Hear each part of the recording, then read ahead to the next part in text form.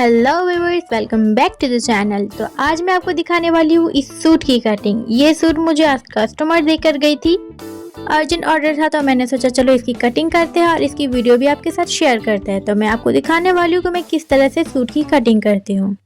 अच्छा, तो मैं आपको यहाँ पे बता दूं कि इस टाइप के जो पीस होते हैं वो मीडियम साइज के लिए ठीक ठाक होते हैं, बहुत ज़्यादा बड़े नहीं होते। ये पीसेस बहुत ज़्यादा छोटे नहीं होते हैं। इसमें मैं जोड़ लगाने वाली हूँ, तो मैं इसमें बहुत सारे जोड़ भी लगाने वाली हूँ, पर इस तरह लगाऊंगी कि आपको समझ में भी नहीं आएगा कि मैंने जोड़ भी लगाया है, और इसमें डिज़ाइन भी मैं बना दूंगी, आपको बिल्कुल भी पता नहीं चलेगा। तो गाइज, इसमें बस कटिंग में दिखा रही हूँ। अगर आपको स्टिचिंग वीडियो देखनी है तो आप मुझे कमेंट में बताइएगा, तो मैं स्टिचिंग वीडियो भी अपलोड करूँगी आपके लिए। इसके साथ साथ अगर आपको मेरी वीडियोस पसंद आ रही है तो मेरे चैनल को सब्सक्राइब करते जाइएगा, क्योंकि ये चैनल नया है तो मुझे मेरी यूट्यूब फैमिली की सपोर्ट की बहुत ज़्यादा ज़रूरत है। मुझे बहुत अच्छा लगेगा कि अगर आप मेरे चैनल को सब्सक्राइब करेंगे। और कैसे मैं बहुत ज़्यादा हैप्पी हूँ, मेरे 15 सब्सक्राइबर्स कंप्लीट हो चुके हैं और मुझे बहुत खुशी है इस बात की। जिन्होंने भी मुझे सब्सक्राइब किया है, मेरे चैनल को सब्सक्राइब किया है, उनको बहुत बहुत मेरी तरफ से शुक्रिया, दिल से शुक्रिया।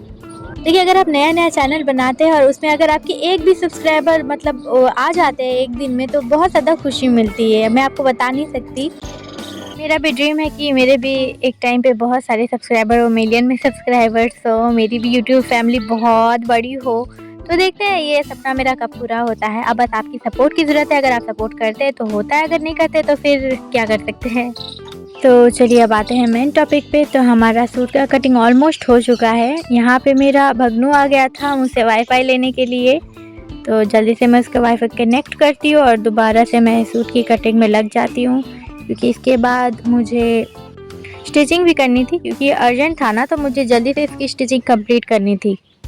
अच्छा, तो मैं आपको आपका थोड़ा सा प्रोसेस बताती हूँ। तो मैंने इसका फ्रंट पार्ट पहले कटिंग किया था, अब मैं इसका बैक पार्ट कटिंग कर रही हूँ। इसका लेंथ मैंने मेजर नहीं किया था, क्योंकि कस्टमर ने कहा था इसका लेंथ जितना आएगा आप उतना कर देना, मैक्सिमम 42 होना चाहिए।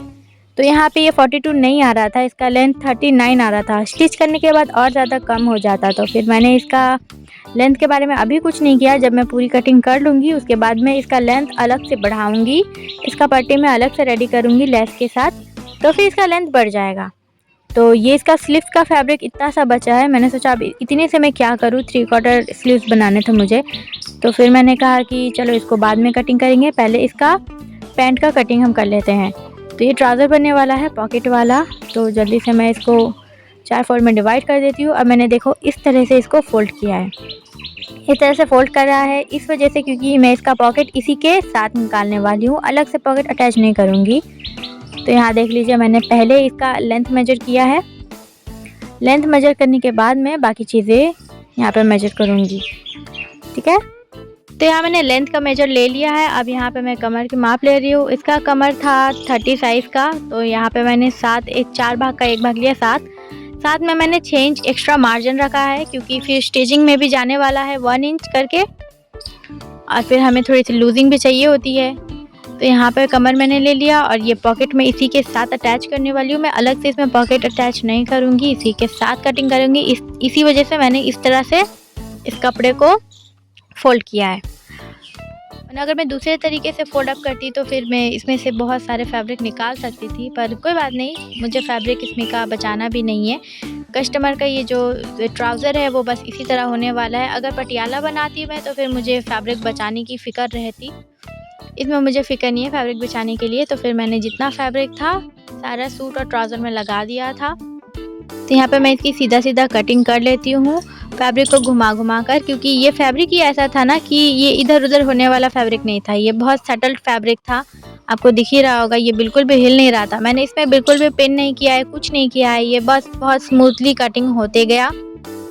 तो यहाँ पे पैंट की कटिंग हो चुकी है। इसमें मुझे म्यानी भी लगानी थी, तो मैं अलग से इसमें म्यानी भी कटिंग करके लगाने वाली हूँ। उससे क्या होता है ना, कंफर्टेबल रहता है कस्टमर को और आराम रहता है उठने बैठने में। तो ये फैब्रिक मैंने लिया है म्यानी के लिए। इसको मैंने मेजर नहीं किया, बस अंदाजन काट लिया। अगर आप नए हैं, बिगिनर है इस फील्ड में, अगर कटिंग में आप बिगिनर है तो फिर आपको अच्छे से मेजर करने की ज़रूरत है, वरना इधर उधर अगर कटिंग हो जाए तो फिर स्टिचिंग भी बहुत बेकार हो जाती है, फिनिशिंग भी बहुत बेकार हो जाती है और फिटिंग भी बहुत बेकार हो जाती है। तो अब हम करेंगे स्लीव्स की कटिंग। हमारा इतना ही फैब्रिक बचा है, तो इसमें हम अलग से पट्टी बनाकर इसमें जॉइंट करने वाले हैं वो मैं आपको अलग अलग से दिखाऊंगी। इसकी वीडियो अलग बनाने वाली हूँ, तो वो वीडियो अगर आपको देखनी है कि मैं अलग से इसमें किस तरह से डिज़ाइनिंग करती हूँ और किस तरह से इसमें अलग से फैब्रिक निकालती हूँ, तो मुझे कमेंट कर लीजिएगा। तो यहाँ पे मैंने इसको सीधे सीधे कटिंग कर ली है ताकि मुझे आराम हो काटने में। तो ये देखिए, ये मैंने लेंथ लिया है 6 इंच। मुझे अलग पट्टी चाहिए इसके ऊपर अटैच करने के लिए, और चेस्ट का जितना निकला था मैंने इसकी चौड़ाई भी उतनी ही ली। और यहाँ पे मैंने इसकी कटिंग कर ली है। करने के बाद मुझे इसमें जो पट्टी लगानी है अब मैं उसकी कटिंग करूँगी। 6 इंच हमें चाहिए एक्स्ट्रा इसमें अटैच करने के लिए और डिज़ाइनिंग के लिए। लकीली ये फैब्रिक निकला हुआ हमें मिल गया जो कि 6 इंच का ही था, तो इसको मैं कटिंग कर लूँगी। अब कटिंग करने के बाद हमने एक और काम करना है, मैं आपको दिखाऊंगी वो क्या काम है।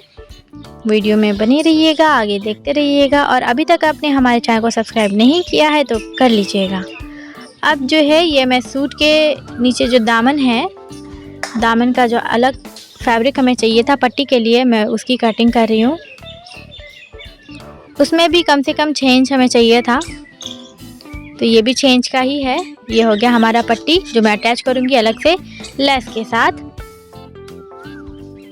उसके बाद हम यहाँ पे बैक पार्ट को ले लेते हैं इसकी बैक की कटिंग करने के लिए। बैक नेक डिज़ाइन बना रहे हैं हम यहाँ पे।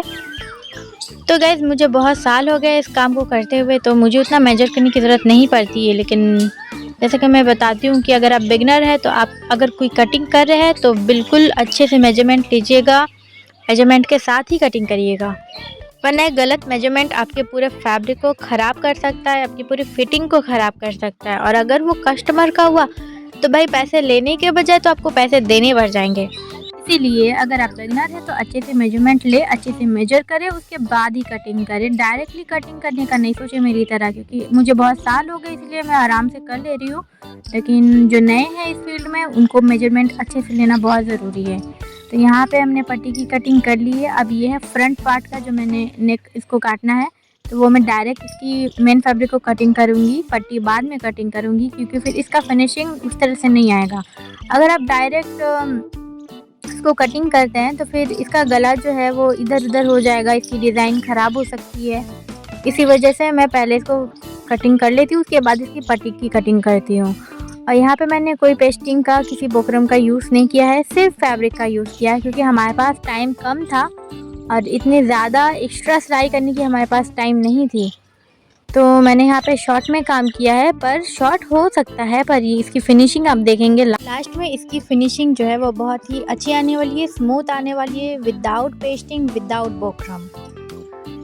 तो ये इसकी सूट की कटिंग ऑलमोस्ट हो चुकी है। अब बस हमें यहाँ पे इसकी डोरी की कटिंग करनी है, और जो हमें इसके बैक में जिप लगाना है उसकी पट्टी की कटिंग करनी है। तो ये मैं अभी जो कटिंग कर रही हूँ ये डोरी की कटिंग है।